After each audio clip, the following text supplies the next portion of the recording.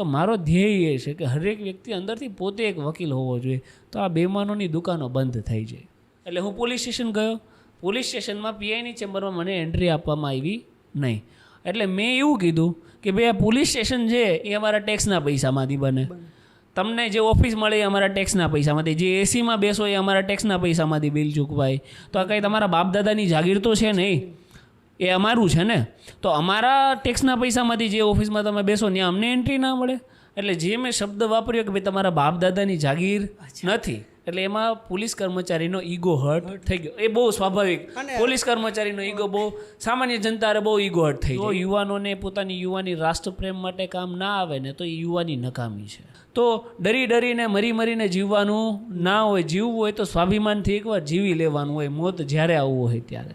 Hello દર્શક મિત્રો, તો આજે આપણો પ્રથમ એપિસોડ છે પોડકાસ્ટનો અને આપણી સાથે છે મેહુલભાઈ બોગરા. એ એવા વ્યક્તિ છે જેને કોઈ પરિચયની જરૂર નથી. એની સાથે આપણે વાત કરીશું લોકોના મૂળભૂત અધિકારોની. કોઈ પણ જગ્યાએ તમને કોઈ પોલીસવાળા રોકે તો એની સાથે કઈ રીતે વાત કરવી, કઈ રીતે ડીલ કરવી, એ બધું બાબતમાં પૂછ્યું. ઘણી બાબતો એવી હશે કે જે એની પર્સનલ બાબત હશે, એનું શું માનવું છે. તો ચાલો જોઈએ એપિસોડમાં.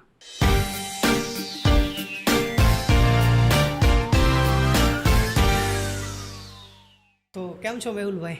બસ ફાઇન ભાઈ, ધન્યવાદ. ઓકે, તમારું નામ તો ખબર જ છે, ગુજરાતમાં અત્યારે ભ્રષ્ટાચારીઓને તમારું નામ ખબર પડે એટલે લગભગ તો જવા જ દે. રાઈટ. ખોટા બાબતમાં કોઈને પણ પકડ્યા હોય ને એમ કીધું હોય કે મેહુલભાઈને કોલ કરું છું એટલે વાત જવા દો, તરત મૂકી દે છે. તો મેહુલભાઈ, સામાન્ય મેહુલ આખરે મેહુલ બોગરા કઈ રીતે બન્યા? તમારી જર્ની શું છે એ જણાવજો. જર્નીની શરૂઆત, જો મેહુલની જર્નીની શરૂઆત તમને જણાવું. જન્મ મારો 5 ઓગસ્ટ 1995 એક નાનકડું ગામ છે, અમરેલી જિલ્લો જાફરાબાદ તાલુકો પીછડી ગામ. એમાં મારો જન્મ થયો. મધ્યમ વર્ગીય પરિવાર, માતા પિતા ખેત મજૂર હતા. દિહાડી દાડી કરી અને પોતાનું ગુજરાન ચલાવતા. 3-4 વર્ષની ત્રીજા અથવા ચોથા ધોરણમાં ભણતો હશું ત્યારે મને નાનપણમાં ન્યુમોનિયા થયો હતો. એ સમયમાં ન્યુમોનિયા એક ગંભીર બીમારી કહેવાતી. તો એ સમયે એ બીમારી અને બીમારીના ઈલાજ માટે પણ પૈસા નહોતા. એટલું સંઘર્ષપૂર્ણ મારા માતા પિતાનું જીવન હતું. મારા પિતાએ એ બીમારીનો ઈલાજ કરવા માટે 100, 200, 300 રૂપિયા ગામમાંથી માંગી અને મારો ઈલાજ કરાવ્યો હતો નાનપણમાં. સંઘર્ષ નાનપણથી જ હું મારા માતા પિતાના જીવનમાંથી શીખતો આવ્યો છું. ચોથા ધોરણની અંદર હું ભણતો હતો ગામડાની પ્રાથમિક શાળામાં, પીછડી પ્રાથમિક શાળામાં. ત્યારે એક જજનું સ્વાગત થયું મારા ગામમાં. પહેલાં એક વ્યક્તિ જજ બન્યો હતો. તો એ સ્વાગત જોયું ને તો મને એવું થયું કે નહીં યાર, ચાલો આમાં તો બહુ મજા છે. કેવું સ્વાગત થાય આપણે આવું કંઈક કરીએ તો ત્યાંથી પ્રેરણા મળી કે નહીં, જીવનમાં કંઈક કરવું જોઈએ, કંઈક બનવું જોઈએ. તો ત્યારે એક વસ્તુ નક્કી કરી, કારણ કે જાણ્યું તો ખબર પડી કે વકીલ બનવું પડે. તો from the 4th standard I decide કે મારે વકીલ બનવું છે. અને ત્યારથી જર્નીની આગળ શરૂઆત કરી.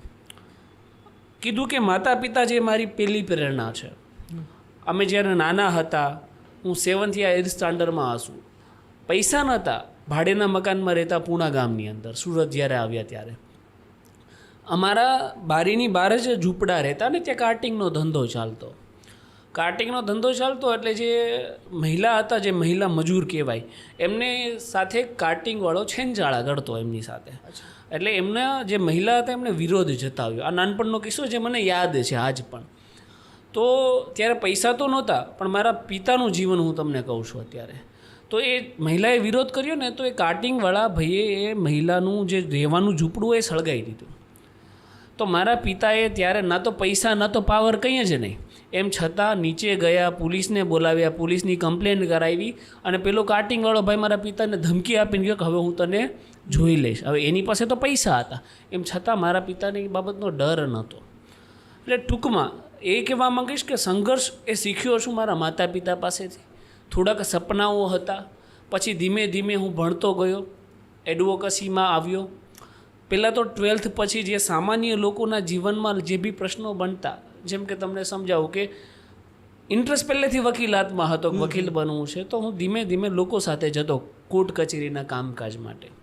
તો કોર્ટ કચેરીના કામકાજ માટે ગયા હોય તો ત્યારે મને યાદ આવ્યું કે ભાઈ સલા અંગ્રેજો તો જતા રહ્યા દેશમાંથી, પણ અંગ્રેજો થોડા ઘણા મૂકીને ગયા છે, કારણ કે પૈસા આપો તો જ કામ થાય, પૈસા વગર કામ ના થાય, સરકારી બાબુઓ તમને ઓફિસોમાં મળે નહીં, લોકોને ધક્કા ખવડાવે.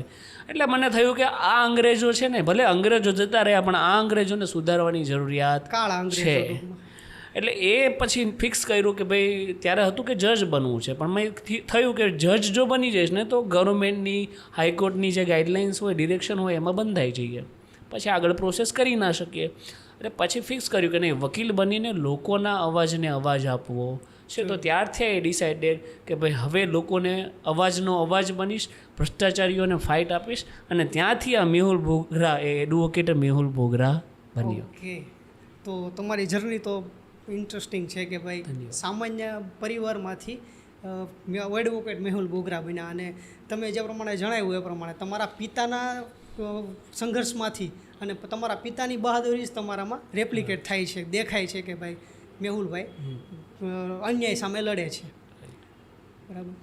તો હવે આગળ એમ પૂછવાનું હતું, તમે જે ઉલ્લેખ કર્યો કે કાળા અંગ્રેજો જતા રહ્યા છે, મતલબ અંગ્રેજો જતા રહ્યા, કાળા અંગ્રેજો હજી છે, તો એવો કોઈ કાયદા તો છે હજી આપણા સંવિધાનમાં જે તમને લાગે છે કે આપણે ચેન્જ કરવા જોઈએ, કે અથવા તમને લાગે છે કે આ ન હોવા જોઈએ, એવું કોઈ? ઘણા બધા કાયદાઓ છે, અને હું તો કહું છું ઘણા બધા નહીં, મોટા ભાગના તમામ કાયદાઓ. આપણે નવું સંસદ ભવન બનાવ્યું, અંગ્રેજોની ગુલામીવાળી માનસિકતામાંથી આઝાદ થયા. ખૂબ જ સારી વાત છે કે નવું સંસદ ભવન ભારત માટે બને છે, પણ એ ગુલામીવાળી માનસિકતામાંથી બહાર આવીને જે નવું સંસદ ભવન બને એ આજ પણ અંગ્રેજો દ્વારા નિર્મિત કાયદાઓથી જ ચાલે છે.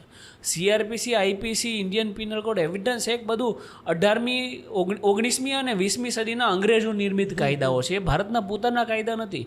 જે તે સમયે અંગ્રેજો એ કાયદા એના દેશમાં બદલાઈ નાખ્યા છે, પણ આપણે આજ પણ એ કાયદાઓ વાપરીએ છીએ. એ અંગ્રેજો દ્વારા નિર્મિત કાયદાઓ શું કરવા હતા? આ દેશદ્રોહનો ગુનો વગેરે જે કાયદાઓ છે એની હાલ કોઈ આવશ્યકતા નથી, કારણ કે બધા ભારતીય નાગરિકો છે.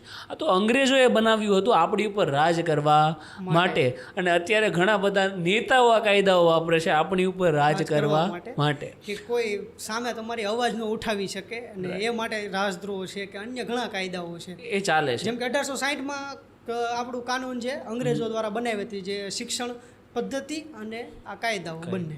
તો શિક્ષણ પદ્ધતિમાં પણ તમારે સુધારા કરવાનું તમને એવું લાગે છે કરવા જોઈએ? કે 100% થવા જોઈએ. અત્યારે છે ને એક ફિક્સ એજ્યુકેશન સિસ્ટમ આપી દેવામાં આવી છે, નહીં, ચોઇસ બેઝ એજ્યુકેશન સિસ્ટમ હોવી જોઈએ. જે વ્યક્તિને જેમાં ઇન્ટરેસ્ટ છે એ એજ્યુકેશન આપો, પ્લસ 8 સ્ટાન્ડર્ડથી ફરજિયાત કમ્પલસરી લો એન્ડ ઓર્ડરનો સબ્જેક્ટ હોવો જોઈએ.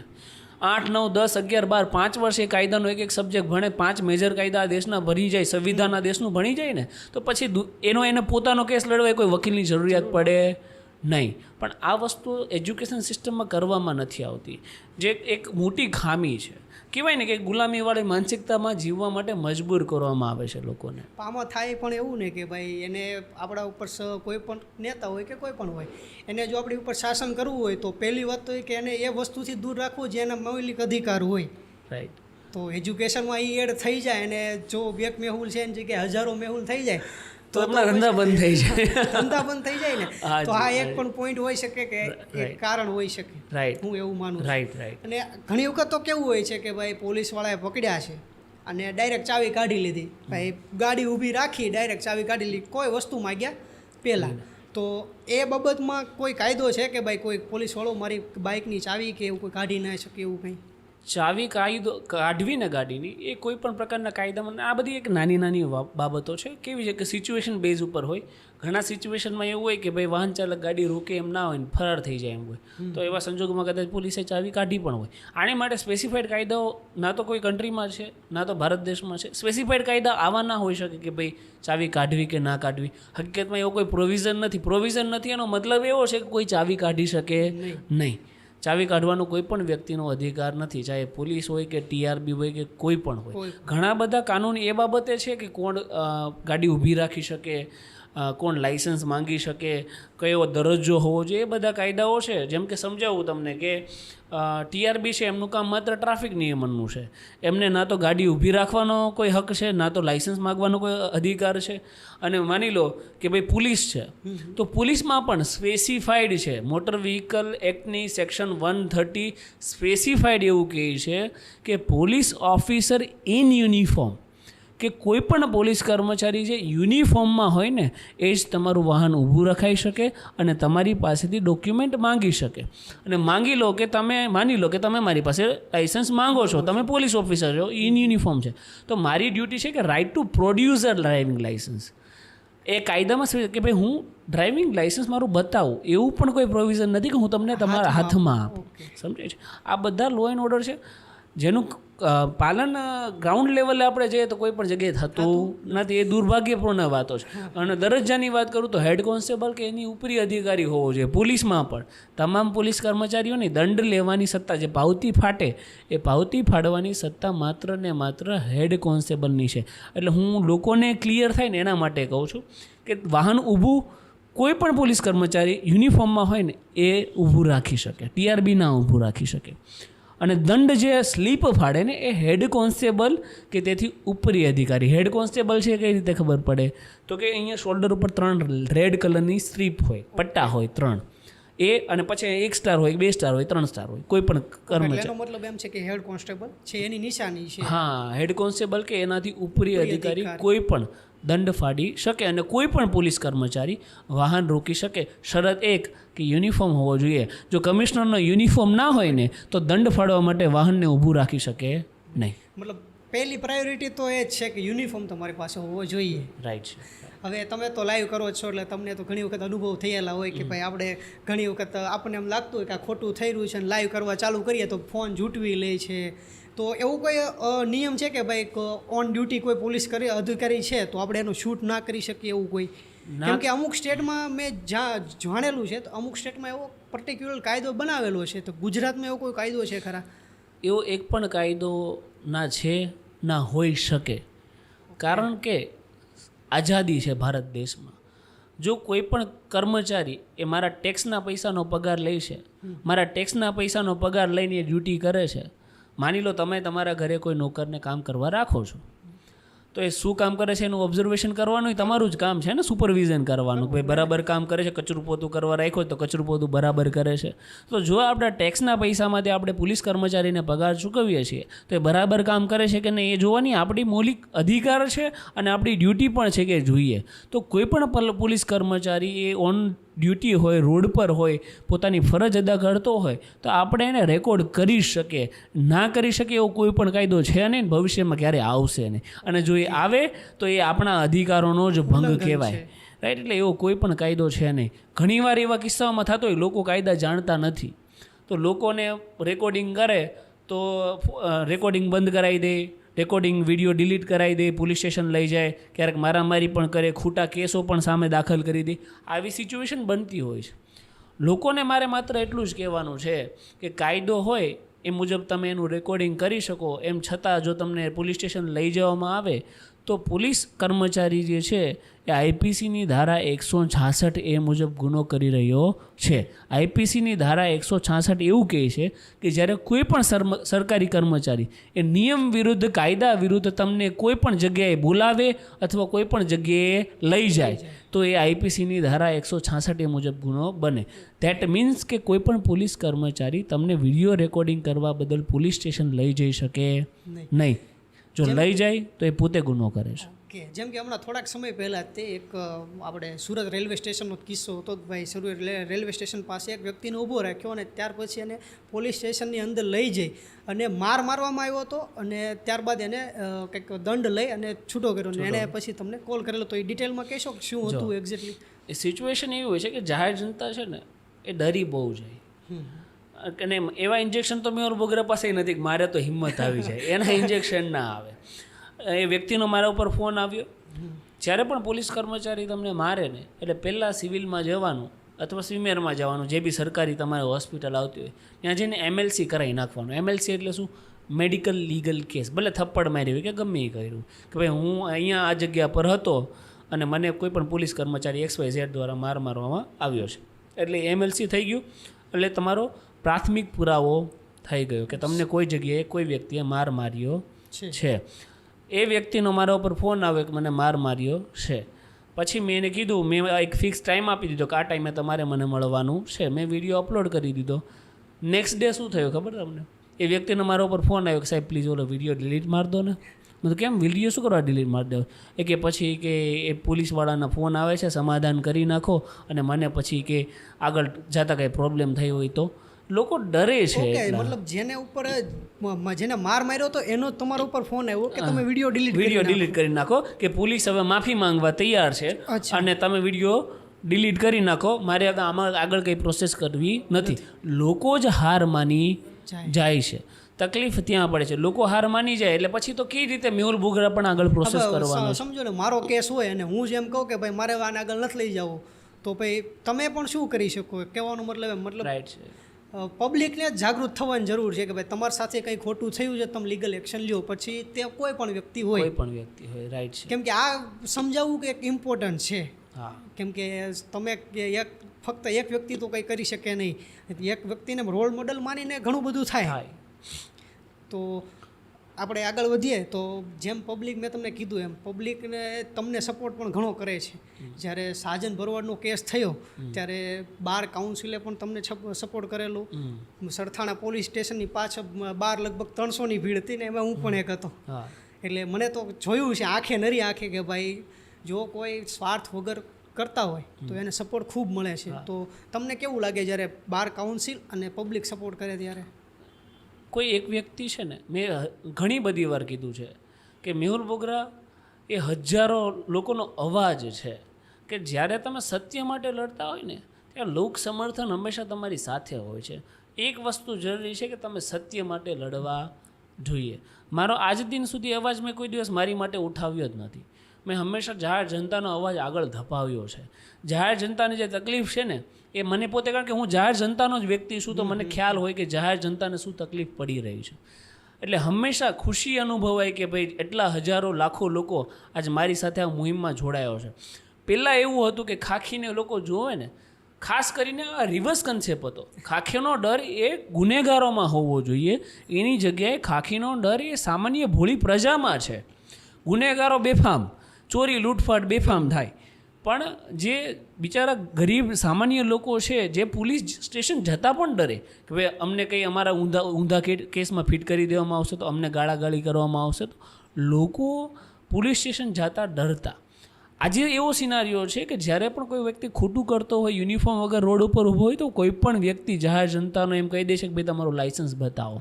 મને ખુશી અનુભવાય કે જ્યારે હું આ માહોલ જોઉં છું ભાઈ લોકો હવે ખોટું થતું હોય ત્યાં બોલતા થઈ ગયા છે, ખોટું થતું હોય ત્યાં અવાજ ઉઠાવતા થઈ ગયા છે. કોઈ પણ પોલીસ કર્મચારીઓથી સાવ આંધળો ડર નથી. ઠીક છે, પોલીસનો ડર હોવો જોઈએ, પણ કોને હોવો જોઈએ? સૌથી પહેલાં ક્રિમિનલ્સ લોકોને, ગુનેગારો, રીઢા ગુનેગારોને. નહીં કે જાહેર જનતાનામાં તમે ડર બેસાડીને રાખો અને એ પોતાના મૌલિક અધિકારોનો પણ ઉપયોગ ના કરી શકે. એવું ના હોવું જોઈએ. એટલે એક બહુ સારી વાત છે, લોકો જાગૃત થઈ રહ્યા છે, મારી સાથે પણ છે અને પોતે પણ અવાજ ઉઠાવી રહ્યા છે. અને જેમ કે તમે જાણો છો કે ભ્રષ્ટ અધિકારી સામે લડવું એનો મતલબ એમ કે તમે બાય ડિફોલ્ટ ઘણા બધા દુશ્મન બનાવી નાખ્યા છે. તો તમને એવું મનમાં ક્યારેય ડર આવેલો ખરો કે એક નાનો પણ ખરા કે ભાઈ હું આ જે કરી રહ્યો છું ક્યારેક મારી ઉપર કોઈ મને કેસમાં ફસાવી દેશે, એવું કંઈ થયેલું છે? ડર તો નહીં, આ વાસ્તવિકતા છે કે ઘણી બધી વાર મારી ઉપર ખોટા કેસો કરવામાં આવ્યા છે. એ પછી પૂણા હોય, વીયુ ગડરિયા પીઆઈ દ્વારા ખોટો કેસ કરવામાં આવ્યો, પછી આ સાજન ભરવાડામાં મારી સામે ખોટી એટ્રોસિટી અને ખંડણીની ફરિયાદ. તમે જે અત્યારે નામ લઈને કહી રહ્યા છો કે ભાઈ આ પર્ટિક્યુલર પર્સનનું નામ લઈને કીધું છે કે, તો એ જ કહું અને છું, ઓન કેમેરા છે, ઓન કેમેરા છું અને વિથ નામ કહું છું. તો મારી સામે ડિફેમેશનનો કેસ કરવો જોઈએ ને એ વ્યક્તિને, એ નહીં કરી શકે. કેમ? કેમ કે મારી સાથે સત્ય છે, મારી પાસે પુરાવા છે અને હું તો હરેક ઇન્ટરવ્યૂમાં કહું છું, નામ લઈને કહું છું. રાઈટ. રીઝન એ છે કે મેં આજ દિન સુધી કોઈ ખોટું કામ કર્યું જ નથી. જો મને ડર લાગે, ડર એને લાગે જે બેમાન હોય, જે ખોટો હોય, જે ભ્રષ્ટાચારી હોય. મેહુલ બોગરાને ડર લાગવાની કોઈ આવશ્યકતા નથી. એટલે મારી સામે ઘણા બધા ખોટા કેસો થયા છે. અને રહી વાત કે ભાઈ કોઈ પણ જગ્યાએ હું રેડ પાડું છું, ત્યાં હપ્તાખોરી, ભ્રષ્ટાચારી, બેઈમાની બંધ કરાવું છું, તો એક રિવેલરી ક્રિએટ થાય. મારા મગજમાં ક્યારે રિવેલરી એટલે કે દુશ્મનાવટ નથી હોતી કે ભાઈ હું, મારું કામ શું છે કે ભાઈ મને બાતમી મળી છે કે ભાઈ આ જગ્યાએ હપ્તાખોરી ચાલે છે, હું પર્ટિક્યુલર જગ્યા પર ગયો, મેં હપ્તાખોરી બંધ કરાવી, વાર્તા પૂરી. ત્યાં પછી મને ત્યાં કોણ પોલીસ કર્મચારી હતા કે ત્યાં બીજું કોણ હતું એની યાર મને કંઈ લેવા દેવા હોતો નથી. મારું કામ છે કે બેમાની બંધ કરાવું. રાઈટ.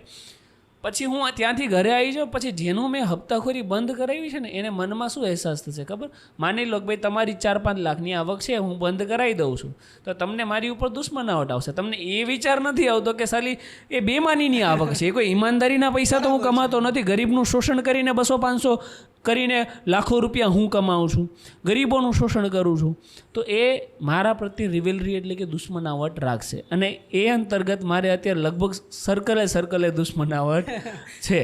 પણ વસ્તુ શું છે કે એક કન્સેપ્ટથી હું ચાલું છું કે ડેથ ઇઝ સર્ટેન. આ જિંદગીમાં કંઈ નિશ્ચિત નથી. એક વસ્તુ નિશ્ચિત છે, એ છે મોત. એ તો કંઈ મોતથી ડરવાનું ના હોય. એ તો ક્યારે આવવાની છે તો તમને નથી ખબર ને મને નથી ખબર. તો ડરીને મરીને જીવવાનું ના હોય. જીવવું હોય તો સ્વાભિમાનથી એકવાર જીવી લેવાનું હોય, મોત જ્યારે આવવું હોય ત્યારે. જેમ કે તમને તો ડર છે નહીં, પણ કેવું હોય કે ઘરે માતા પિતા હોય, જેમ ખાસ કરીને મમ્મીને કેવું હોય કે છોકરાનું વધારે લાગતું હોય કે તો તમારા મમ્મી પપ્પાને એવું થાય કે કંઈ મેહુલને કંઈ થઈ જશે એવું કોઈ એને ડર છે? જો મારે પણ પરિવાર છે, અને પરિવાર હોય ને એ સ્વાભાવિક છે. હર કોઈ પરિવાર, હું પણ છોકરો છું, હું પણ પતિ છું, હું પણ ભાઈ છું, તો હરેક વ્યક્તિને ચિંતા હોય. કદાચ હું 10 મિનિટે લેટ ગયો હોય તો મારી પર 5 ફોન આવી ગયા હોય, કારણ કે કામ મારો એ પ્રકારનું છે કે લોકોને ઘરે મારા ચિંતા થાય. તો ચિંતા તો માતા પિતાને થતી હોય, પણ ઘણીવાર આ જે ચિંતામાં અમારે જ્યારે વાર્તાલાપ થાય ત્યારે મારે હંમેશા એ વસ્તુ કહેવાની થાય પિતાજીને કે આપણે ઘણીવાર એવું કહેતા હોઈએ છીએ કે ભગતસિંહની જરૂર છે પણ બાજુવાળાના ઘરે. પણ શરૂઆત આપણે જ કરીએ કે ભાઈ જરૂર છે તો પહેલાં આપણા ઘરેથી. એટલે ઘણીવાર હું સમજાવું છું અને સમજી જાય છે. ફેમિલીનો પણ સપોર્ટ છે અને સાથ સહકાર મળે છે. એટલે એ કોઈ મને આમ કહેવાય ને કે મને ભય એવો કોઈ છે નહીં કે ભાઈ મારી પાછળ કોઈ છે કે મારી આગળ કોઈ કાંઈ છે. નહીં, હું છું જાહેર જનતા માટે છું ને જાહેર જનતા માટે કામ કરું છું. તમને ભય નથી એટલે જ તમે અવાજ ઉઠાવો છો એવું કહેવા માંગુ છું? રાઈટ. ઓકે. મેં એક ઇન્સિડન્ટ જોયો હતો કે કોઈ યોગી ચોક એક છોકરાને પકડેલો અને ત્યારબાદ તમે એમાં ઇન્વોલ્વ થયા અને તમારા ઘરે પીસીઆર આવેલી અને તમને ઘરેથી લઈ ગયેલી. તો એ ઇન્સિડન્ટ્સમાં એક્ઝેક્ટલી શું જો છે? એ ઇન્સિડન્ટ એ નથી, હું તમને સ્પેસિફિકલી કહું. નહીં, મને આઈડિયા નથી પણ એટલે એ જ હું તમને જણાવું છું. એ મેં કીધું ને પૂણા પોલીસ સ્ટેશનમાં પીઆઈ વીયુ ગડરિયા, એ બાબતે એવું હતું કે એક સામાન્ય વ્યક્તિની 3 લાખ કે 4 લાખની ફરિયાદ હતી છેતરપિંડીની, જે પોલીસ સ્ટેશનમાં લીધી નહોતી. એટલે હું પોલીસ સ્ટેશન ગયો. પોલીસ સ્ટેશનમાં પીઆઈની ચેમ્બરમાં મને એન્ટ્રી આપવામાં આવી નહીં. એટલે મેં એવું કીધું કે ભાઈ આ પોલીસ સ્ટેશન છે એ અમારા ટેક્સના પૈસામાંથી બને. તમને જે ઓફિસ મળે એ અમારા ટેક્સના પૈસામાંથી, જે એસીમાં બેસો એ અમારા ટેક્સના પૈસામાંથી બિલ ચૂકવાય. તો આ કંઈ તમારા બાપદાદાની જાગીર તો છે નહીં, એ અમારું છે ને. તો અમારા ટેક્સના પૈસામાંથી જે ઓફિસમાં તમે બેસો ત્યાં અમને એન્ટ્રી ના મળે.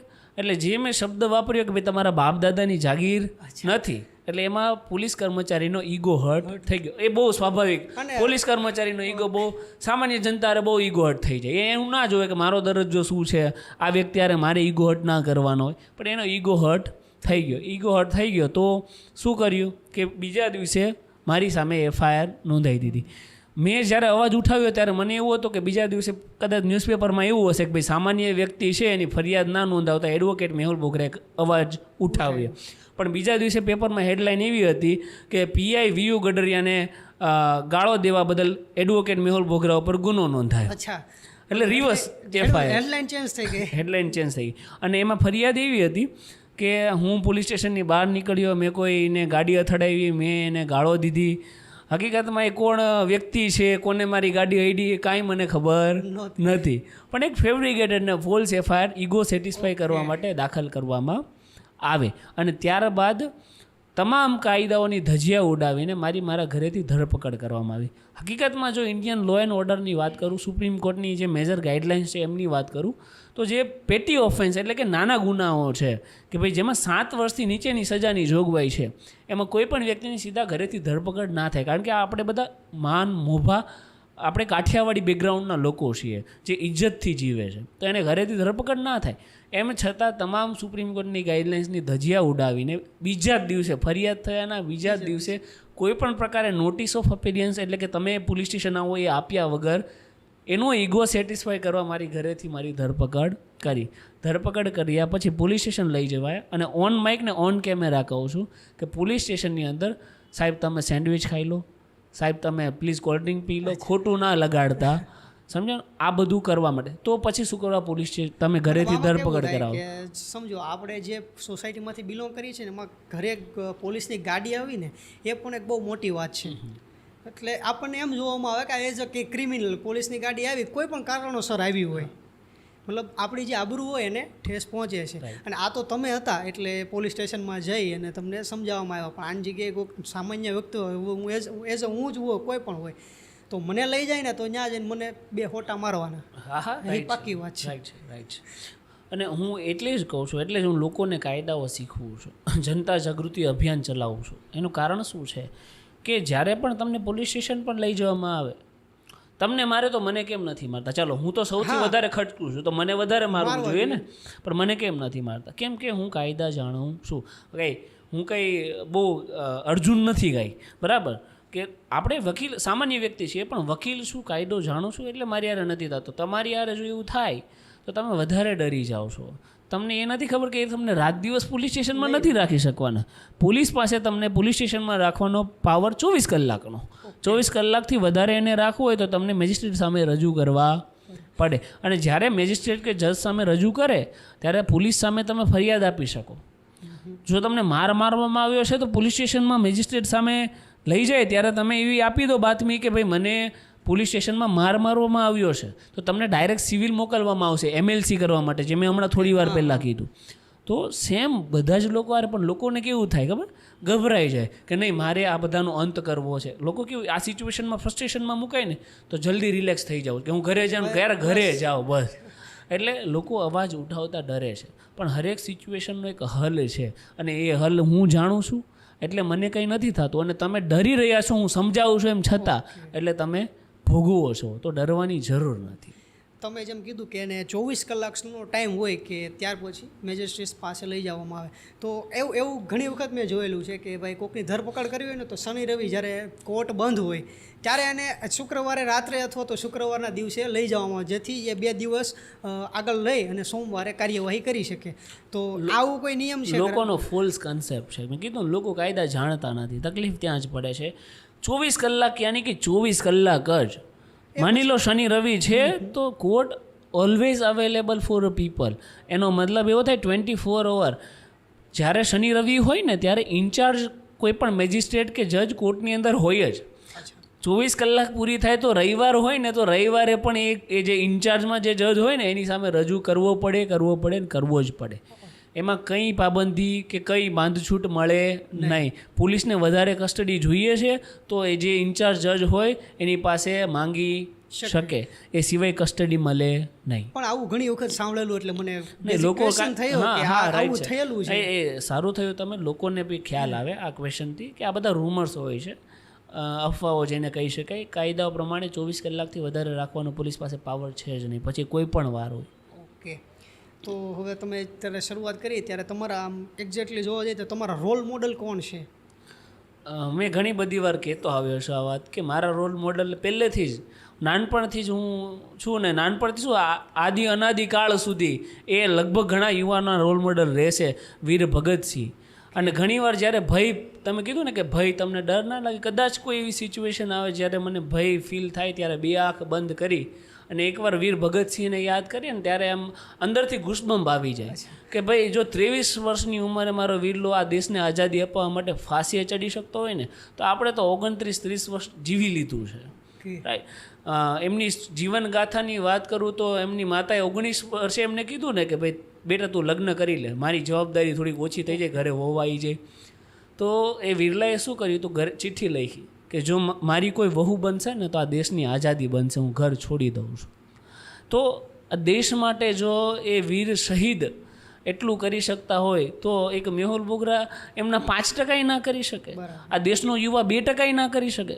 એમનાથી એમની જે એનર્જી હતી ને એની તો ખાલી માત્ર આપણને 5-10% મળી જાય ને તો આ દેશમાં જે આ બની બેઠેલા અંગ્રેજો છે ને એનો સફાયો થઈ જાય. એટલે મારા રોલ મોડલ છે અને ઘણા યુવાનોના રોલ મોડલ છે ને આદિ અનાદિ કાળ સુધી વીર ભગતસિંહ રહેશે. ભગતસિંહનો કોઈ એવો કિસ્સો જે તમને સૌથી વધારે ફેવરિટ હોય કે એની લડતમાં હોય કે પછી કોઈ પણ બાબતમાં હોય તો એ જણાવો.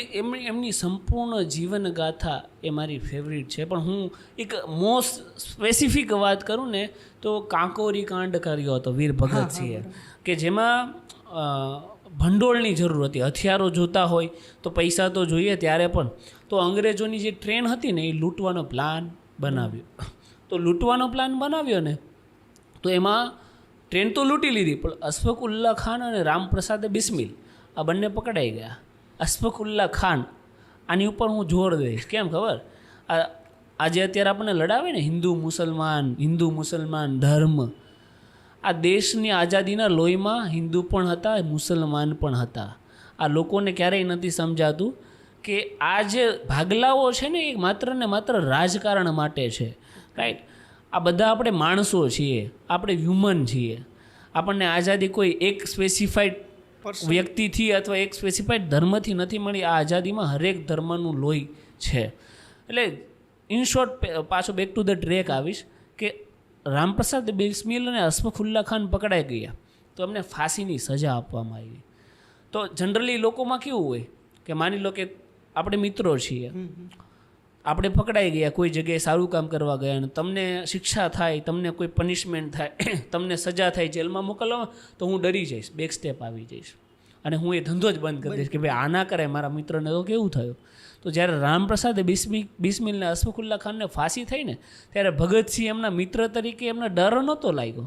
એમના વિચાર મગજમાં શું આવ્યો હતો ને, જે આપણે હજારો વાર બોલીએ છીએ કે સરફરોશી કી તમન્ના અબ હમારે દિલ મેં દેખના હૈ જોર કિતના બાજુ એ કાતિલ મેં હૈ. યાની કે હવે આ દેશ માટે, આ રાષ્ટ્ર માટે મારે મારું મસ્તક આપી દેવું પડે, પણ તો પણ હું તૈયાર છું. હવે જોવું એ રહ્યું કે અંગ્રેજોમાં કેટલો દમ છે ને મારી આ જે તમન્ના છે આઝાદીની એમાં કેટલો દમ છે.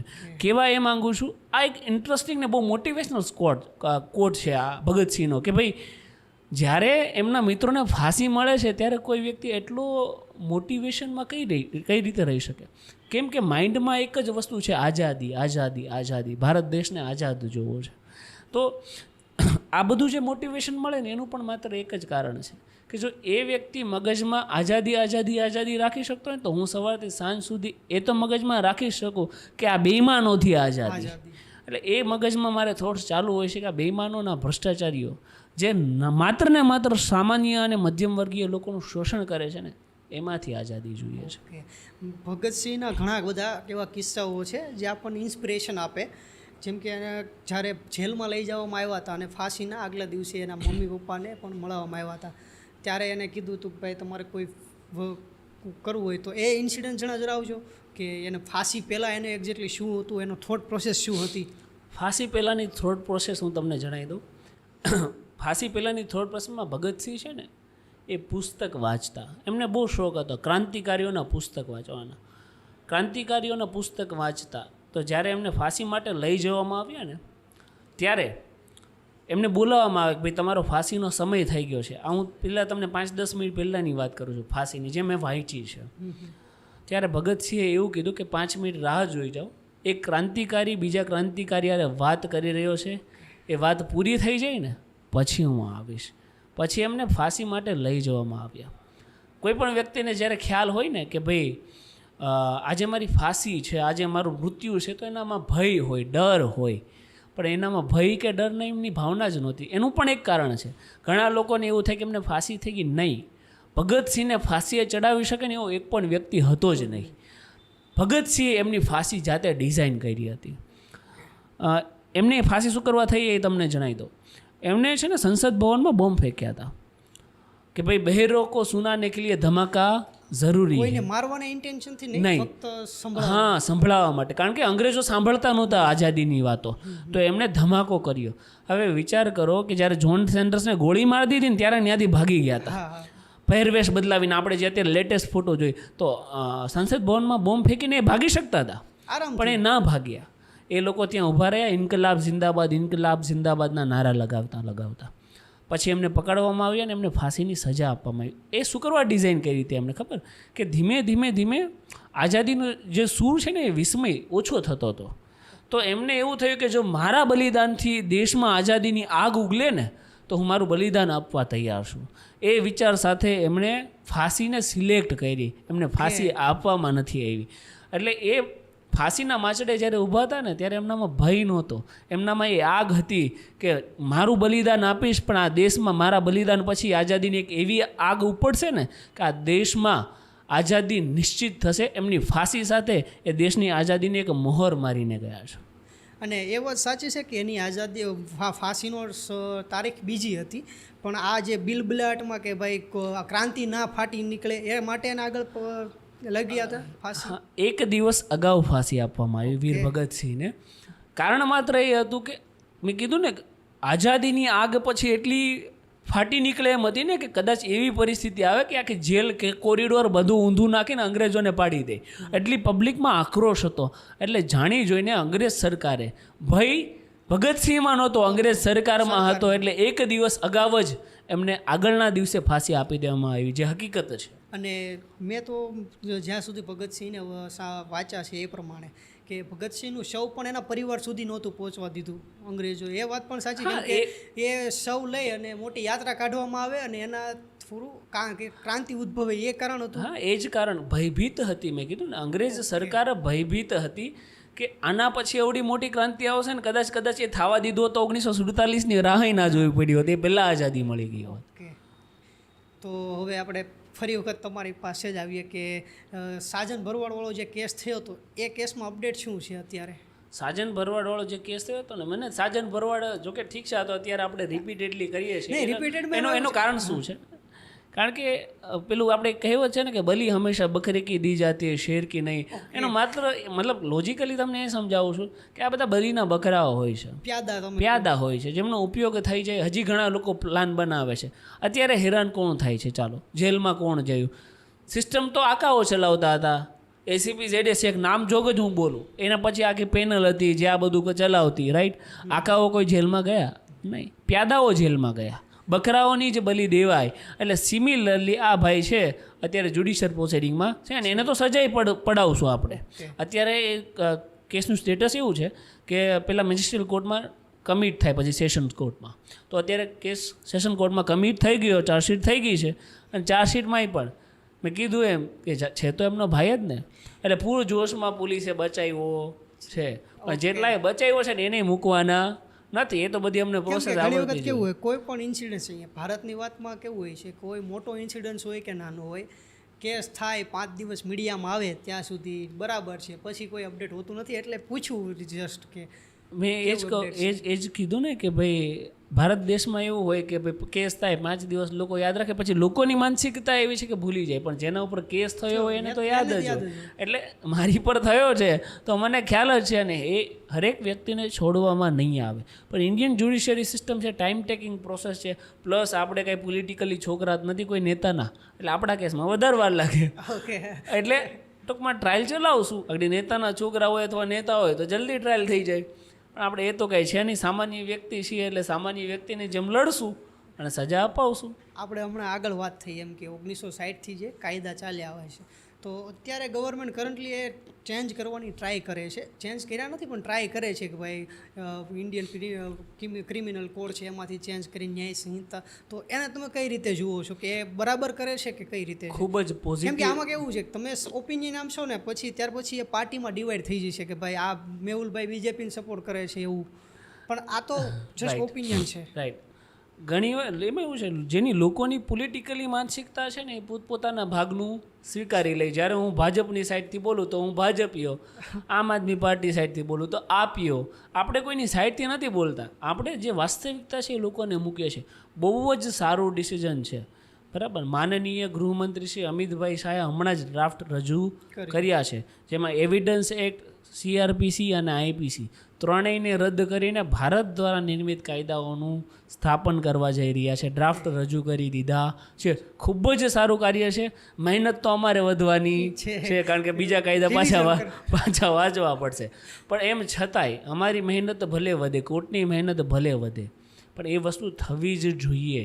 એ વસ્તુ, કારણ કે અંગ્રેજો ગયા, અંગ્રેજોના કાયદાઓ ગયા, અંગ્રેજોનું સંસદ ગયું, તો તમામ વસ્તુઓ જવી જોઈએ. આપણે કોઈની ગુલામી માટે જન્મ્યા જ નથી. તો એક બહુ પોઝિટિવ વ્યૂ છે અને એ થવું જ જોઈએ. કેમ કે કાયદામાં ઘણા કાયદા એવા છે કે જેમ કે રેપ કેસ હોય તો એમાં અમુક ઉંમર પછી તમને ફિક્સ કે સજા ફાંસીની જ થવી જોઈએ, માઇનોર ગર્લ હોય તો એવા ઘણા બધા કાયદામાં ચેન્જીસ કરવામાં આવે છે. ફરી વખત એ જ મુદ્દો કે જે ચેન્જ કરે છે બરાબર, સંસદમાંથી થતા હોય કે સુપ્રીમ કોર્ટમાંથી થતા હોય, એમાં તમારું કામ વધવાનું છે. અને એડવોકેટ થવા માટે કઈ રીતે આગળ પ્રોસેસ મતલબ હું જો 12 પાસ કર્યું છે 12th અને આગળ મારે જ્યારે એડવોકેટનું ભણવું છે તો કઈ રીતે મારે ભણવું જોઈએ, કોના એની અંડરમાં ટ્રેનિંગ લેવી જોઈએ, તો એ ક્લિયર કરશો જેથી આવી શકે કોઈ. ઓકે, એડવોકેટ બનવા માટે તો એક સિમ્પલ પ્રોસેસ હોય છે. 2 પ્રોસેસથી એડવોકેટ બની શકાય. એક 12th પછી અત્યારે બીકોમ LLB ઓનર્સ કોર્સ જેને કહેવાય કે બીકોમ LLB થાય, BA LLB બી થાય. LLB એક એવી ફિલ્ડ છે કે તમે કોઈ પણ ફિલ્ડમાંથી સિલેક્ટ કરી શકો. સાયન્સ હોય, કોમર્સ હોય કે આર્ટ્સ હોય, 3માંથી કોઈ પણ ફિલ્ડમાંથી તમે સિલેક્ટ કરી શકો. જો 12th પછી ડાયરેક્ટ તમારે ફિક્સ જ છે કે વકીલ બનવું જ છે તો 5 વર્ષનો કોર્સ આવે. BA LLB, BCom LLB, BSc LLB, તમારે જે કરવું હોય તે તમામ વસ્તુઓ થશે. 5 વર્ષમાં પૂરું થઈ જાય. માની લો કે તમારે ગ્રેજ્યુએશન પછી LLB કરવું છે તો તમારે ટોટલ 6 વર્ષ થશે. 12 પછી 3 વર્ષ ગ્રેજ્યુએશન એટલે કે બીકોમ કરો યા BSc કરો યા BA કરો, અને પછી ડાયરેક્ટ તમે LLB કરશો તો LLBના 3 વર્ષ એટલે ટોટલ 6 વર્ષ થાય. એટલે જેનું ફિક્સ જ હોય ને 12th પછી સીધું જ કરી નાખવાનું એટલે 1 વર્ષ બચી જાય. ધીમે ધીમે કેવું હોય કે કોર્ટ પ્રોસિડિંગ તમે 12th પછી ધીરે ધીરે જેનું ફિક્સ હોય ને ચાલુ કરી દેવાનું. કોર્ટ પ્રોસિડિંગ, કચેરીઓમાં જવું, જેનાથી 2 વસ્તુ થશે કે તમને સિસ્ટમ શીખવશે. તમને લાગતી હરેક ઠોકર એ તમને શીખવશે અને હરેક ઠોકર એ તમને 2 કદમ આગળ લઈ જશે, પછાડશે નહીં. LLBની ફિલ્ડમાં જે તમને ઠોકર લાગશે ને 2 કદમ હંમેશા આપણને આગળ લઈ જાય. કારણ કે હું મારા પોતાના પર્સનલ એક્સપિરિયન્સમાંથી તમને કહું છું કે સરકારી કચેરીઓમાં જઈએ ને તો અત્યારે બહુ લૂંટમ લૂંટ ચાલે છે. લૂંટમ લૂંટ ઇન ધ સેન્સ કે એક બર્ડન થઈ જાય. તમને હું સમજાવું કે એક સામાન્ય વ્યક્તિ, એક કારખાનાઓમાં જે પગારદાર વ્યક્તિ છે એ 40-50 હજાર રૂપિયાનો કદાચ પગાર પણ લાવે, પછી એ ગ્રોસરીમાં ડીમાર્ટમાં જશે તો ત્યાં એ GST ચૂકવશે. પછી માની લો સારી એક 2 વ્હીલ લેવા જશે એમાંય GST ચૂકવે છે. માની લો કોઈ પણ શોપિંગ કરવા ગયો, કપડાં લેવા ગયો તો એમાંય ટેક્સ ચૂકવે છે. હાલ તમે VRમાં જાઓ, કોઈ પણ મોલમાં જાઓ, રાઈટ, તો એમાં ટેક્સ ચૂકવીએ છીએ. માની લો કે તમે કોઈક સારી 4 વ્હીલર લઈ આવો એમાંય આપણે ટેક્સ ચૂકવીએ છીએ. રેસ્ટોરન્ટમાં ખાવા જાઓ તો અત્યારે એમાંય આપણે ટેક્સ ચૂકવીએ છીએ. કદાચ આ બધા ટેક્સ ચૂકવાઈ ગયા પછી તમારી પાસે આવક વધે, એ 5 લાખ ઉપર જાય તો છેલ્લે તમે ઇન્કમ ટેક્સ ચૂકવો છો. કોઈ પણ જગ્યાએ સરકાર આપણને છોડતી નથી. એટલા ટેક્સ દીધા પછી આપણને મળે છે શું? સરકારી કચેરીઓમાં જાઓ તો ધક્કા, પૈસા પડાવવા માટે. તો એક મિસઇન્ટરપ્રિટેશન ઓફ લો છે, મિસયુઝ ઓફ લો છે. આ લોકોને સીધા કરવા અત્યંત આવશ્યકતા છે. લોકોને કાયદાકીય, હું કહું છું કે માત્ર કોઈ પણ ફિલ્ડનો વ્યક્તિ હોય, ચાહે કોમર્સ હોય, સાયન્સ હોય, ડૉક્ટર હોય કે પછી કોઈ એન્જિનિયર હોય, કોઈ પણ હોય, એને કાયદાનું નોલેજ હોવું જોઈએ. કાયદાનું બેઝિક નોલેજ, ભલે તમે વકીલ ના થઈ જાઓ, બેઝિક નોલેજ એટલે શું કે બંધારણ ખબર હોવી જોઈએ, હકો ખબર હોવી જોઈએ, એન્ટી કરપ્શન એક્ટ ખબર હોવી જોઈએ, પછી તમને મોટર વ્હીકલ એક્ટ ખબર હોવી જોઈએ, જે તમને રોજિંદા જીવનમાં કામ આવવાનો છે. તો તેનાથી શું થશે કે હરેક વ્યક્તિ એ અંદરથી પોતે એક વકીલ હશે. તો મારો ધ્યેય એ છે કે હરેક વ્યક્તિ અંદરથી પોતે એક વકીલ હોવો જોઈએ. તો આ બેમાનોની દુકાનો બંધ થઈ જાય. જેમ કે આપણે કહીએ તો વકીલમાં પણ ઘણા પ્રકારના હોય, જેમ કે પ્રોપર્ટીના હોય કે ક્રિમિનલ. તો એમાં કયા કયા પ્રકાર છે અને તમે કયા પ્રકારના વકીલ છો? વકીલોના કોઈ પ્રકાર હોતા જ નથી. વકીલ હોય છે, પણ વસ્તુ શું છે કે પોતે ચોઇસ ઓફ ફિલ્ડ એક નક્કી કરે કે ભાઈ મારે રેવન્યુ કરવું છે. કોઈને બોલી ના શકતા હોય, ઘણાને એ પણ હોય ને કે ના બોલી શકતા હોય, ખોટું થતું હોય તો સહન કરવાની આદત પડી ગઈ હોય, તો પછી કોઈક રેવન્યુની ફિલ્ડ સિલેક્ટ કરે, કોઈક સિવિલની ફિલ્ડ સિલેક્ટ કરે, જેને પૈસા છાપવા હોય એ કોમર્શિયલમાં પણ જાય. એટલે બધા પોતપોતાની રીતે ફિલ્ડ સિલેક્ટ કરતા હોય છે. પણ વસ્તુ શું છે કે કોઈ પણ તમે ફિલ્ડ સિલેક્ટ કરો, એક વકીલ હોય એ ગમે તે કરી શકે. મારી બેઝિક ફિલ્ડ, કારણ કે હું બધી જગ્યાએ પહોંચી નથી શકતો, એટલે ક્રાઇમ અને કરપ્શન સુધી હું સ્થગિત રહ્યો છું. એવું નથી કે હું સિવિલ કરી ના શકું, હું સિવિલ પણ કરી શકું, હું કોમર્શિયલ પણ કરી શકું, હું રેવન્યુ પણ કરી શકું, હું મેટ્રિમોનિયલ પણ કરી શકું. વકીલ કોઈ પણ કામ કરી શકે, પણ પછી ચોઇસ ઓફ વર્કમાં ડિપાર્ટમેન્ટ પડે કે ભાઈ મારે આ કામ મને પ્રિફરેબલ રહેશે, શૂટ કરશે તો હું આ કરીશ એમ. ઓકે, લોયર અને એડવોકેટમાં કોઈ ડિફરન્સ, કેમ કે બે વર્ડ અલગ અલગ છે કે કોઈ પણ કહી શકાય? જનરલી તમે બહારની કન્ટ્રીમાં જશો ને, ડેવલપ કન્ટ્રીની વાત કરું છું, યુકે જાઓ, યુએસએ જાઓ, તો ત્યાં લોયર વર્ડનો જ યુઝ થાય કોઈ પણ જગ્યાએ. આપણે અહીંયા એક ગેપિંગ, એક સ્મોલ ગેપ છે. લોયર ઇન ધ સેન્સ કે કાયદાનો જાણકાર, રાઈટ. મેં LLB કર્યું છે, that means I am a lawyer, મને કાયદો ખબર છે. પણ હું પ્રેક્ટિસ પણ કરું છું, તો બાર કાઉન્સિલ દ્વારા એક ઓફિશિયલ તમને વર્ડ આપવામાં આવે છે, દેટ ઇઝ એડવોકેટ, રાઈટ. કે કાયદાની પ્રેક્ટિસ કરનાર વ્યક્તિ. પેલો કાયદાનો જાણકાર વ્યક્તિ, આ કાયદાની પ્રેક્ટિસ કરનાર વ્યક્તિ. તમે કદાચ બહારની કન્ટ્રીમાં જશો તો એક યુનિફોર્મ વર્ડ છે લોયર, એમાં પછી એડવોકેટ ગણો કે લોયર ગણો કે બોથ આર સેમ, ઇક્વલ. એટલે એવું છે. ઇન્ડિયામાં થોડુંક આ પેરેલ ડિફરન્સ છે. તમારો કોઈ એવો કિસ્સો જે તમે ક્યારેય પણ ઓન કેમેરા ના કહ્યો એવું? મારી જિંદગીઓમાં જ કિસ્સાઓ છે. કદાચ કિસ્સા કહેવા બેસે તો પોડકાસ્ટ આપણું પૂરું જ ન થાય, પણ ઘણા બધા કિસ્સાઓ છે. મેં કીધું ને કે નાનપણથી લઈને આજ દિન સુધી, કારણ કે જ્યારે તમે જાહેર જનતા માટે અવાજ ઉઠાવતા હોય ને, તો એ અવાજ જ્યારે પણ ઉઠાવો ને એક કિસ્સો જ બને. એટલે એવા ઘણા બધા કિસ્સાઓ છે. એક તો મેં તમને શેર ઓલરેડી કરી દીધો છે, જ્યારે મારા ઘરેથી ધરપકડ થાય અને મને એ પણ ખબર ન હોય કે મારો ગુનો શું છે. બીજી ઘટના તમે કહો, આપણે સરથાણા ઉપર જે મારી ઉપર હુમલો થયો, એ ઘટનામાં પણ જે વ્યક્તિ યુનિફોર્મ નથી પહેર્યો, એ વ્યક્તિ પોલીસ સ્ટેશનમાં યુનિફોર્મ પહેરીને જાય, ફાડીને જાય, અને પોલીસ ફરિયાદ પણ લઈ લે. એટ્રોસિટી ખંડણીને યુનિફોર્મ ફાટીને મેં માર્યો એવી ફરિયાદ લઈ લે. તો એ પણ એક કિસ્સો જ છે, કારણ કે હકીકત આવું ભારત દેશમાં શક્ય છે. આવું શક્ય ના હોઈ શકે, કેમ કે જે વ્યક્તિ પ્રજા માટે અવાજ ઉઠાવતા હોય તો એમનું રક્ષણ કરવું ને એ પણ એક સરકારની અને એક સિસ્ટમની એક નૈતિક જવાબદારી છે. કારણ કે જે કામ નેતાઓને કરવું જોઈએ, જે કામ સિસ્ટમને કરવું જોઈએ, એ તમારી અને મારી જેવા સામાન્ય વ્યક્તિઓ કરે છે, તો એમને રક્ષણ પૂરું પાડવાની જવાબદારી પણ સરકારની જ છે ને, પાડવું જોઈએ ને. આમાં ઉલટાનું એવું થાય છે કે હજી એક કિસ્સો કહો તમને કે ભાઈ પોલીસ પ્રોટેક્શનની તમે માટે જાઓ અથવા તો સેલ્ફ પ્રોટેક્શન માટે હથિયારની પરવાનગી માંગવા જાઓ, તો કમિશનરશ્રીઓ દ્વારા એ એપ્લિકેશનો રિજેક્ટ કરી નાખવામાં આવે છે કે આમને રક્ષણની જરૂર નથી. વિચાર કરો. અને બીજી વસ્તુ એ છે કે રક્ષણ આપવામાં આવે, હથિયારનું રક્ષણ. ક્યારે એમને એવું કીધું કે ભાઈ તમારાથી પોલીસને રક્ષણ જોઈએ છે?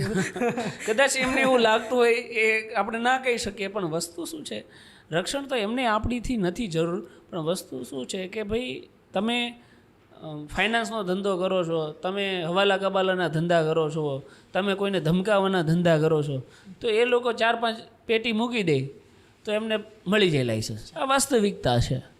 આપણે પેટી મૂકતા નથી. તમારે આપવું હોય તો આપો, તો આપણને લાઇસન્સ મળતું નથી. બાકી કોને ખબર નથી કે મને જાનનું જોખમ છે?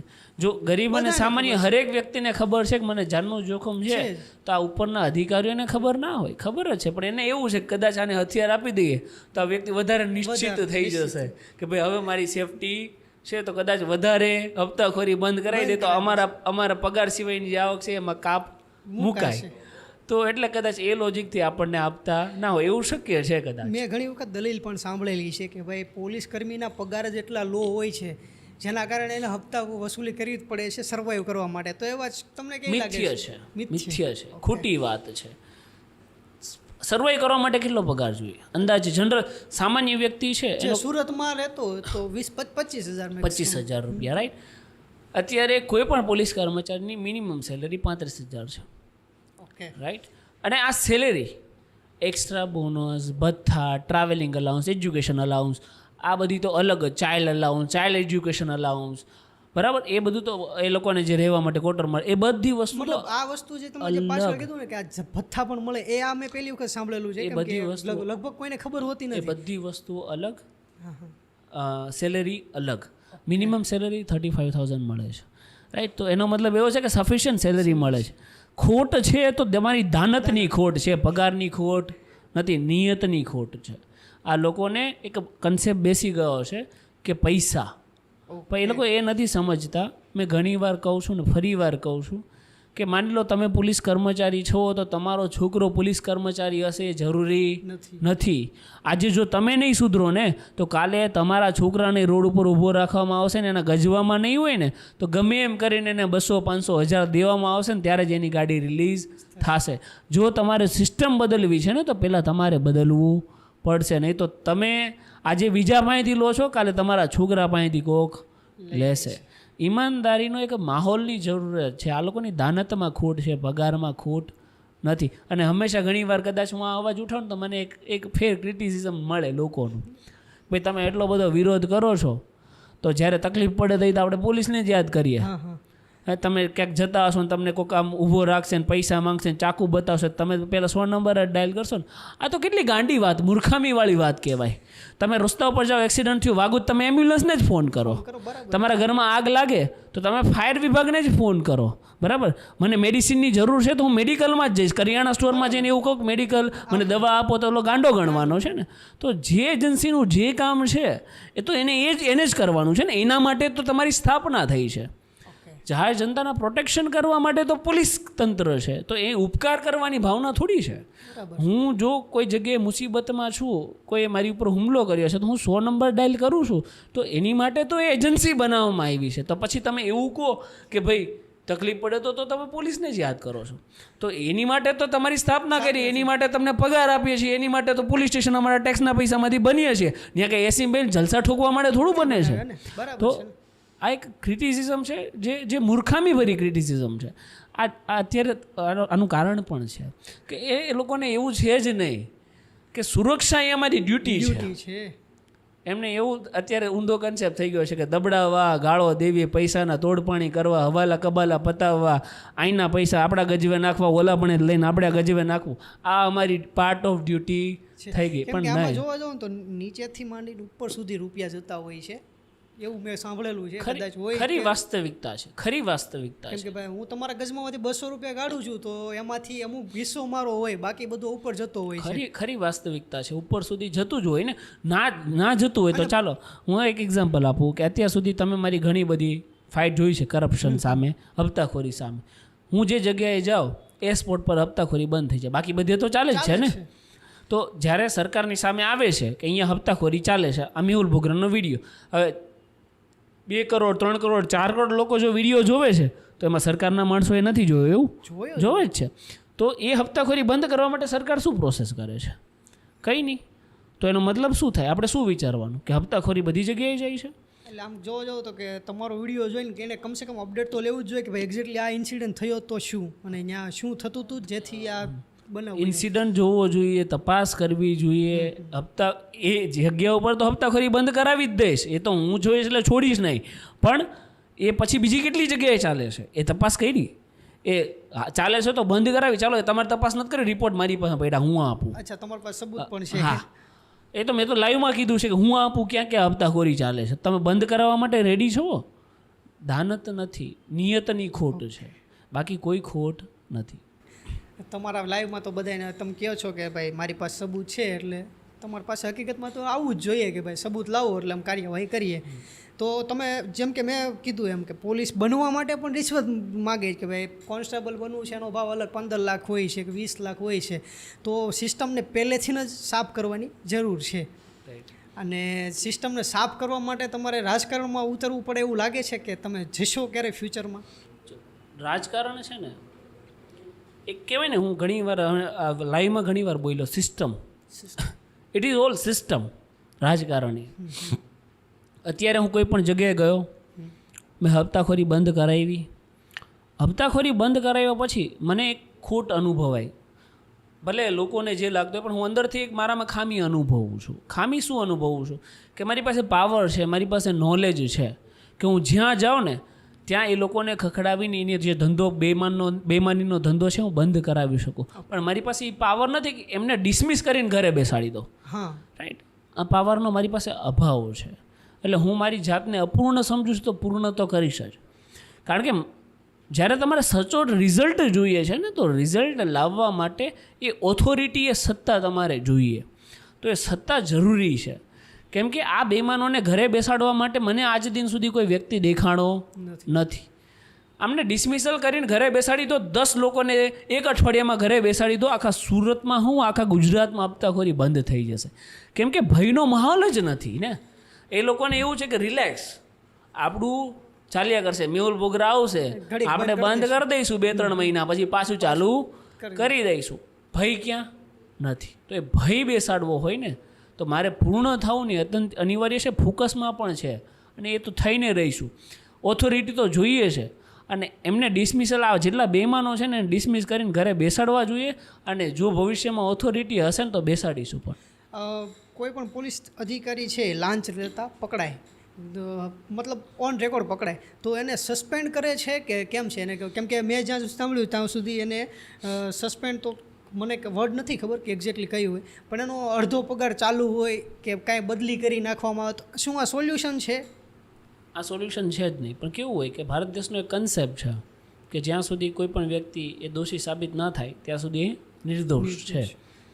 તો જ્યારે બી કોઈ વ્યક્તિ ભ્રષ્ટાચારમાં પકડાય તો એની સામે પહેલાં ઇન્ક્વાયરી બેસે. ઇન્ક્વાયરી બેસે એટલે એને ટેમ્પરરી સસ્પેન્શન ઉપર રાખે, પછી કેસ ફાઇલ થાય, એવિડન્સ રજૂ થાય. જ્યારે કોર્ટ દ્વારા એમને સજા આપી દેવામાં આવે ને ત્યારે જનરલ કિસ્સાઓમાં એને ડિસમિસલ આપવામાં આવતું હોય છે. ડિસમિસલ એ હંમેશા સરકારની હાથની વસ્તુ છે. ઓકે. પોલીસ કર્મચારી હોય તો હોમ મિનિસ્ટ્રીના હાથમાં હોય, અને જો કોઈ રેવન્યુ રિલેટેડ હોય તો મહેસૂલ વિભાગના હાથમાં હોય. એટલે કરપ્શન કરતો હરેક વ્યક્તિ છે એની સામે પહેલાં ઇન્ક્વાયરી બેસે. ઇન્ક્વાયરી બેસી જ્યારે સાબિતી થાય ને ત્યારે એના ડિસમિસલ જનરલી થતા હોય છે. હવે એક ક્વેશ્ચન એવો છે કે સમજો હું ગાડી લઈને જઉં છું અને મને રોકવામાં આવ્યો છે, મારી પાસે લાયસન્સ છે, ટોટલ ડોક્યુમેન્ટ છે, પણ એ ઘરે છે, મારે અત્યારે એવી પોઝિશનમાં નથી કે હું બતાવી શકું કેમ કે પર્સ ઘરે છે, તો આવી બાબતમાં શું એ તાત્કાલિક ચલણ ફાડી શકે કે કઈ રીતની પ્રોસેસ? એની માટે પણ એક સ્પેસિફિક કાયદો બનાવેલો છે, સેન્ટ્રલ મોટર વ્હીકલ રૂલ્સ 139 અને મોટર વ્હીકલ એક્ટ 154. એ એવું કહે છે કે જ્યારે પણ તમારું વાહન છે એ કોઈ પોલીસ ઓફિસર ઇન યુનિફોર્મ દ્વારા રોકવામાં આવે, એ રોક્યા પછી તમારી પાસે ડોક્યુમેન્ટ માંગવામાં આવે, પણ તમારી પાસે ડોક્યુમેન્ટ અવેલેબલ નથી. ડોક્યુમેન્ટ તમામ છે પણ સાથે નથી. મિત્રનું બાઇક છે યાર, ફિર XYZ કોઈ પણ રીઝન છે, પાકીટ ભૂલી ગયા છે, કોઈ પણ રીઝન હોય, તો એવા સંજોગોમાં તમે ડોક્યુમેન્ટ 15 દિવસની અંદર બતાવી શકો. ક્લિયર કટ આવી જોગવાઈ છે. એટલે 15 દિવસમાં RTO એજન્ટ બતાવવાનું છે કે નિયરેસ્ટ પોલીસ સ્ટેશન? જે પણ પોલીસ કર્મચારીએ તમને ચલાન બનાવી દે, 15 દિવસનું ચલાન બનાવી દે, એને તમે 15 દિવસમાં બતાવી શકો. તમે રૂબરૂ ના જઈ શકો તો કુરિયર મારફતે એની વેરીફાઈડ સેલ્ફ અટેસ્ટેડ જે પેલી કહેવાય નોટરાઇઝ એ કોપી મોકલાવી શકો. અને એમાં એક વસ્તુ ક્લેરિફાઈડ કરીશ અહીંયા કે ડોક્યુમેન્ટ સાથે રાખવાને એ પણ એક કાયદો છે. એટલે માની લો કે તમારી પાસે ડોક્યુમેન્ટ નથી તો પણ તમે કાયદાનો ભંગ તો કરો જ છો, તો એના માટે તમારે MV એક્ટ 177 મુજબ 500 રૂપિયાનો દંડ ભરવાનો થાય. પણ 500 રૂપિયાનો જ દંડ ભરવાનો થાય, પછી ડોક્યુમેન્ટ તમે 15 દિવસમાં બતાવી શકો. પણ એનો મતલબ એવો નથી કે ડોક્યુમેન્ટ સાથે નથી એટલે તમારું લાઇસન્સ, RC, PUC, વીમો બધાનો દંડ થાય. નહીં, માત્ર 500 રૂપિયા દંડ ભરો અને પછી તમે 15 દિવસની અંદર ડોક્યુમેન્ટ બતાવી દો. ડિજી લોકરમાં પણ ચાલે કે? ડિજી લોકર અને પરિવહનમાં રાખેલા તમામ ડોક્યુમેન્ટ વેલિડ છે. હરેક પોલીસ કર્મચારીએ ચલાવવા પડે. ઘણી જગ્યાએ ચલાવવામાં આવતું નથી લોકોની જાગૃતતાના અભાવે. કેમ કે આ વસ્તુ મારી સાથે સ્ટાર્ટિંગમાં થયેલી હતી એટલે મેં કીધું પૂછી લઈ. હા, રાઈટ છે. કોઈ અધિકારી આપણને કોઈ પણ કેસમાં કે કોઈ પણ બાબતમાં આપણને બોલાવે અને હેરાન કરે અથવા તો હપ્તા માગે તો એવા બાબતમાં શું કરવાનું? જો કોઈ પણ પોલીસ કર્મચારી છે ને, હું તમને એક સ્પેસિફાઈડ IPCની ધારા 166 બહુ ઇન્ટરેસ્ટિંગ છે, લોકોને પણ જાણવા જેવી છે. IPCની ધારા 166 એ purely misuse and abuse of process of law by public servant એની સાથે ડિલીટ કરે. એનો મતલબ જ્યારે કોઈ પણ સરકારી કર્મચારી, કોઈ પણ પોલીસ હોય, મહેસૂલ વિભાગ હોય, GST ઓફિસર હોય, કોઈ પણ હોય, જ્યારે એની સત્તાઓનો દુરુપયોગ કરે તો કઈ રીતે ડીલ કરે છે? IPCની ધારા 166 એની ક્લોઝ એ એવું કહે છે કે જ્યારે કોઈ પણ પોલીસ કર્મચારી એ કાયદા વિરુદ્ધ, સત્તા વિરુદ્ધ તમને કોઈ પણ જગ્યાએ બોલાવે, XYZ કોઈ પણ જગ્યાએ, તો એ આઈપીસીની ધારા 166 એ મુજબ ગુનો બને. પોલીસ સ્ટેશન પણ હોઈ શકે ને, ચાહે આઉટ ઓફ પોલીસ સ્ટેશન પણ હોટલમાં બોલાવે, મોટલમાં બોલાવે, પોલીસ સ્ટેશનમાં બોલાવે, કોઈ પણ છે. તમને ડરાવી ધમકાવી પૈસા પડાવવા ગમે તે રીતે અથવા સત્તાનો દુરુપયોગ કરવા કોઈ પણ જગ્યાએ બોલાવે એટલે આઈપીસીની ધારા 166 એ મુજબ એ ગુનો કરે છે. આમાં હજી એક ઇન્ટરેસ્ટિંગ ક્લોઝ છે, ક્લોઝ બી.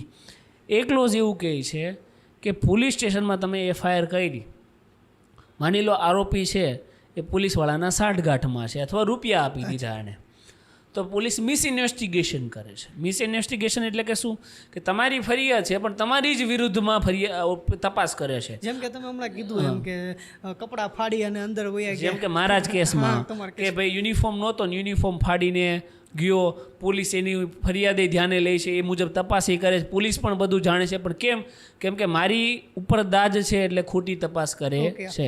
તો જ્યારે પ્રિજુડાઇઝ તપાસ કરે, તમને પ્રતિકૂળ થાય એ રીતે તપાસ કરતી હોય ત્યારે તમે એ જે તે તપાસ કરનાર પોલીસ કર્મચારી છે ને એની સામે પણ આઈપીસીની ધારા 166 એ મુજબ ગુનો નોંધાઈ શકો. અને હજુ એક ઇન્ટરેસ્ટિંગ ફેક્ટર એ સ્પેશિયલી વુમન માટે છે, વુમન એમ્પાવરમેન્ટ માટે છે, કે જ્યારે મહિલાઓને લગતી ફરિયાદ હોય, જેમ કે 354 છે, મહિલાઓ ઉપર શારીરિક અત્યાચાર ગુજારવામાં આવ્યા હોય, એમની હારે કોઈ સાયબર ક્રાઇમ થાય, ન્યુડિટી રિલેટેડ કોઈ ક્રાઇમ થાય, એમના ફોટા વિડીયો વાયરલ કરવામાં આવે, એમની હારે સેક્સ્યુઅલ કંઈ કન્ડક્ટ થાય, રેપ થાય, એવું કંઈ થાય, અને એની ફરિયાદ જ્યારે પોલીસ સ્ટેશનમાં મહિલા આપવા જાય ને પોલીસ એની ફરિયાદ ના લે, આરોપીને બચાવે, ત્યારે જે તે પોલીસ કર્મચારી હોય જે ઇન્ચાર્જ ઓફ પોલીસ સ્ટેશન હોય એની સામે આઈપીસીની ધારા 166 એ મુજબ ગુનો બને, જે કોગ્નિઝેબલ ગુનો છે અને જેમાં પોલીસ કર્મચારી સામે સીધી ફરિયાદ કરી શકાય. હું કોઈ કમ્પ્લેન લખાવવા ગયો અને મારી કમ્પ્લેન ના લે તો પણ 166 લાગે કે કઈ રીતે? કેમ કે હું કોઈ પણ બાબતની ફરિયાદ હોઈ શકે. તો depend on factor of complain. માની લો કે ધંધાકીય, સુપ્રીમ કોર્ટની આમાં સ્પેસિફિક ગાઈડલાઇન્સ છે. કોગ્નિઝેબલ ગુનાઓ હોય, કોગ્નિઝેબલ ગુનાઓમાં કેવા ગુના કે ભાઈ મર્ડર છે, રેપ છે, કિડનેપિંગ છે, તો આ બધી બાબતોની સીધી ફરિયાદ પોલીસ સ્ટેશનમાં થાય અને લેવી જ પડે. જો ના લે તો 166 એ લાગે જ. પણ માની લો ધંધાકીય બાબત છે, નાણાકીય બાબતો, પૈસાની બાબતો, તો એમાં પોલીસને પાછી 7 થી 14 દિવસનો ઇન્વેસ્ટિગેશનનો ટાઈમ મળે, પછી એફઆઈઆર નોંધે. માની લો મેટ્રિમોનિયલ બાબતો છે, કારણ કે આ બધી બાબતો કેવી છે જેમાં ખોટી ફરિયાદો પણ બહુ બધી થાય, કે ભાઈ સાસુ સસરા ગાળી ગલોચ કરે, એવી ખોટી ફરિયાદો થાય ઘણી જગ્યાએ. 60-40ના રેશિયોમાં મેટ્રિમોનિયલ બાબતો ખોટી હોય છે. તો એ બાબતોમાં પણ પોલીસને ઇન્વેસ્ટિગેશન કરવાનો ટાઈમ મળે. એટલે ડિપેન્ડ કે ફરિયાદ કઈ છે તમારી. જો ગ્રીવિયસ નેચરની ફરિયાદો છે, જે મેં કીધું વુમન રિલેટેડ ઓફેન્સ છે, તો એ બાબતોમાં 166 થઈ શકે. ઓકે, હવે તમે યુવાનોને કોઈ મેસેજ આપવા માગતા હોય તો એ યુવાનોને મારે માત્ર એટલું જ કહેવું છે કે મેં ઘણીવાર કીધું છે અને ફરીવાર કહીશ કે જો યુવાનોને પોતાની યુવાની રાષ્ટ્રપ્રેમ માટે કામ ના આવે ને તો એ યુવાની નકામી છે. હંમેશા તમારામાં યુવા જોશ છે ને આ દેશમાં કંઈ બદલાવ લાવી શકશે, કોઈ ક્રાંતિ લાવી શકે ને તો એ યુવાન જ લાવી શકે.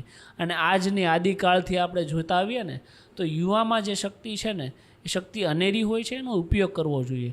ઠીક છે, આપણે નેટ, નશો, નારી, આ બધી વસ્તુઓ સેકન્ડરી મેટર છે, પણ નેશન એ ફર્સ્ટ પ્રાયોરિટીમાં આવવું જોઈએ. કે સવારથી સાંજ સુધી આપણે પૈસા માટેની ભાગદોડમાં રાષ્ટ્ર માટે કેટલી અને ક્યારે ઉપયોગી થઈ શકીએ ને એ વિચારવું જોઈએ. હું એવું નથી કહેતો કે 365 દિવસ તમે રાષ્ટ્રપ્રેમમાં લાગી જાઓ, નહીં, પણ તમે એક અઠવાડિયામાં એક દિવસ, 7 દિવસમાં એક દિવસ રાષ્ટ્ર માટે આપી શકો. એક દિવસમાં તે, હું એવું નથી કહેતો 24 કલાક આપો, 2-3 કલાક આપી શકો રાષ્ટ્ર માટે. રાષ્ટ્ર માટે આપવી એટલે શું, કે તમારે બાયો ચડાવીને બાંધી નથી લેવાનું બધી જગ્યાએ. કઈ રીતે આપવાની છે તો કે ભાઈ તમે કોઈ એક આરટીઆઈ કરો સરકારી કચેરીમાં, સરકારી વિભાગ કઈ રીતે ચાલે છે જાણો. કોઈ સરકારી કચેરીમાં ગયા, કોઈ ગરીબ માણસ ખોટો હેરાન થાય છે, 200-500 રૂપિયા માંગવા હાટું એને આમથી આમ ધક્કા ખવડાવે છે, કારણ કે અભણ છે, એની પાસે શિક્ષણ નથી, ખબર નથી પડતી, તો એ ભટકે છે, તો એને કંઈક મદદ કરી આપો. હા, રાષ્ટ્રપ્રેમ જ છે, આ રાષ્ટ્રનું જ કામ છે. તો આનાથી શું થશે કે તમને એકવાર રાષ્ટ્રપ્રેમનું કામ કરીને જુઓ. હું તો વાસ્તવિકતાથી કહું છું, હું તો અનુભવ કરું છું. તમને આનંદ આવશે, પૈસા કમાવામાં જે આનંદ આવે ને એનાથી 10 ગણો અને અનેરો આનંદ આવશે. અને રાત્રે ઊંઘઈ સારી આવશે કે ભાઈ નહીં, આજે કંઈક સારું કર્યું, રાષ્ટ્ર માટે કર્યું.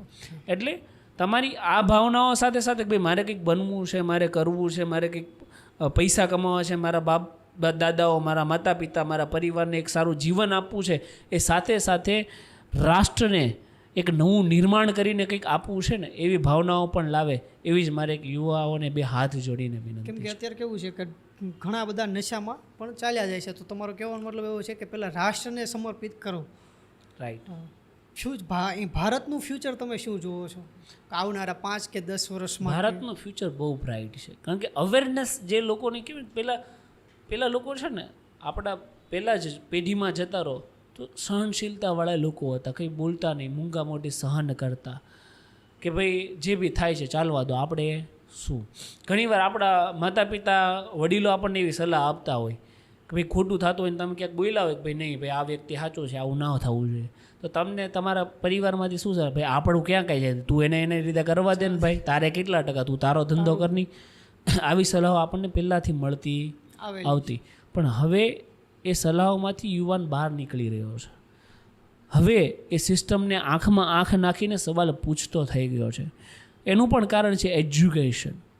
લોકોમાં હાઈ એજ્યુકેશન આવે છે, હાઈ પાવર આવે છે, હાઈ મોરલ આવે છે, નેશનની ભાવનાઓ આવે છે, અને એ ભાવના છે એટલે તમે હું જે અહીંયા બેઠા છીએ. તો ભારતનું ફ્યુચર બહુ બ્રાઇટ છે. આવનારા દિવસોમાં જો આવી જ રીતે અવેરનેસ ચાલતી રહી ને, તો હું તો કહું છું કે આ જે બેમાનોના ધંધા છે ને, એ પણ સકેલાઈ જવાના છે. એટલે 100%ની વાત છે કે આમાં કોઈ ડાઉટને સ્થાન નથી કે ભારતનું ફ્યુચર બહુ બ્રાઇટ છે, ને ભારતના યુવાનો છે ને એ બધું ફોડી લેશે. ઓકે, તો હવે આપણે પૂર્ણાહુતિ કરશું. ધન્યવાદ, ખૂબ ખૂબ આભાર.